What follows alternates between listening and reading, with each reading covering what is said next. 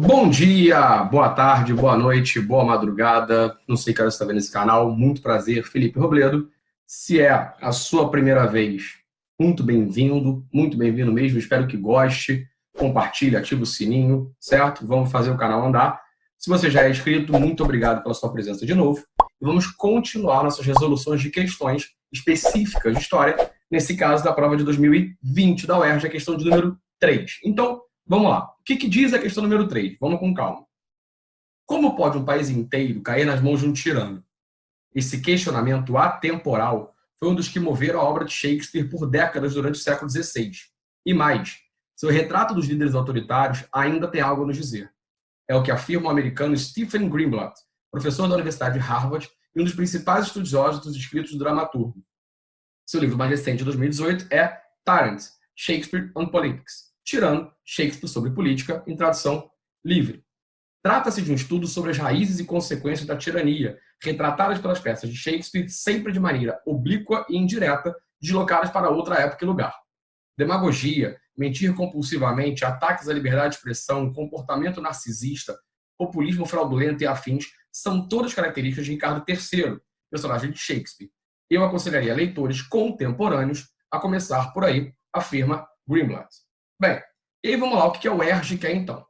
Em suas peças, William Shakespeare não podia abordar diretamente determinados temas como a tirania. Aponte duas características políticas da época de Shakespeare que expliquem o porquê desse impedimento. Em seguida, indique uma liderança política do século XX ou XXI que exemplifique as considerações de Greenblatt quanto à atualidade do dramaturgo inglês. Beleza, vamos lá, com calma, o que a questão quer. Primeiro, ela quer que a gente aponte a característica política da época do Shakespeare, certo? Que explique o porquê do impedimento. Bem, e depois ele quer que a gente indique uma liderança política do século XX ou XXI que exemplifique, certo, as considerações do Greenblatt, tá? Então vamos lá, tá aqui o que ele quer. Então, para isso, vamos olhar para o texto, certo? Vamos lá. Ele começa então com uma pergunta: como pode um país inteiro cair nas mãos de um tirano? E ele vai dizer o seguinte: esse questionamento é temporal por décadas durante o século XVI. Então, está aqui o nosso primeiro ponto-chave para a questão. E olha só, vamos lá. Então, se ele está dizendo que o Shakespeare escreveu no século XVI, vamos localizar o tempo para responder a primeira parte da questão. Porque, vamos lá. Vamos lembrar que você já viu há muito tempo atrás que a história se dividia em grandes idades, certo? Pré-história, Idade Antiga, Idade Média, Idade Moderna, Idade Contemporânea. E a gente lembra que a Idade Moderna ela começa exatamente em 1453, com a queda de Constantinopla. Ela vai ali até mais ou menos 1789, com a Revolução Francesa. Ou seja, eu estou ali na segunda metade do século XV e estou indo ali para o finalzinho do século XVIII. Então, se o Shakespeare escreve no século XVI, ele está dentro dessa Idade Moderna. E quando eu penso em política, porque ele está querendo características políticas do período e olho para o século XVI, já tem que me vir de cara na mente a ideia do absolutismo. Sim, lembra? A política característica da Idade Moderna é o absolutismo monárquico, que era o quê? O poder se concentrava na mão do rei. Então, de cara, eu já encontrei a primeira ideia, ou seja, qual é a primeira característica política do período do Shakespeare? O absolutismo. Pronto, matei a primeira questão, parte dela. Mas vamos lá, lembra que este absolutismo ele se sustentava em dois tipos de teoria. As teorias laicas ou leigas, Maquiavel, Hobbes, certo? E as teorias religiosas, aquele papo da teoria do direito divino, Baudin, Bossuet, que afirmavam o quê? Que o rei ele era escolhido por Deus. E aí, um cuidado importante, tá? Dizer que o rei é escolhido por Deus não é o equivalente a dizer que o rei representa Deus na Terra, certo? Porque, vamos lembrar, quem representa Deus na Terra é a Igreja Católica como instituição neste momento e o Papa como grande figura. Daí você entender, por exemplo, que as cerimônias de coroação da Idade Moderna eram todas feitas com um membro religioso colocando a coroa na cabeça desse futuro rei, deste futuro imperador, porque ali é como se você mostrasse para a sociedade, certo, que Deus reconhecia aquele monarca como sua escolha como rei, o que é excelente para poder controlar a sociedade. Lógico, você se coloca contra um rei que é escolhido por Deus, você se coloca contra a própria escolha de Deus, ok? Então temos a segunda característica aí, ou seja, a ideia de uma teoria do direito divino, tá? E aí você fecharia nessas duas.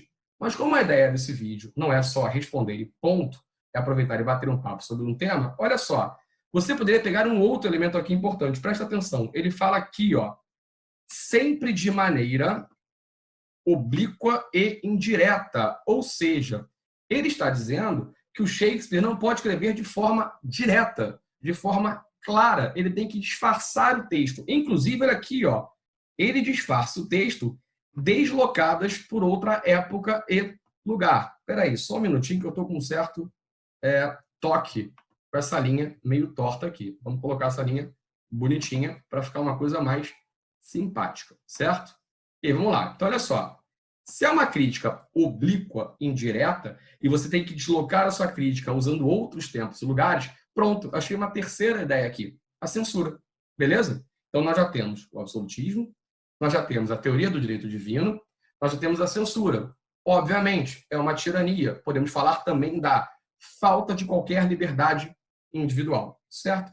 Rapidinho, já falamos de 4 categorias. Agora, cuidado. Se você estivesse respondendo esta questão, fazendo o seu vestibular, lembre-se, você vai focar apenas em 2. A questão te pede 2 características.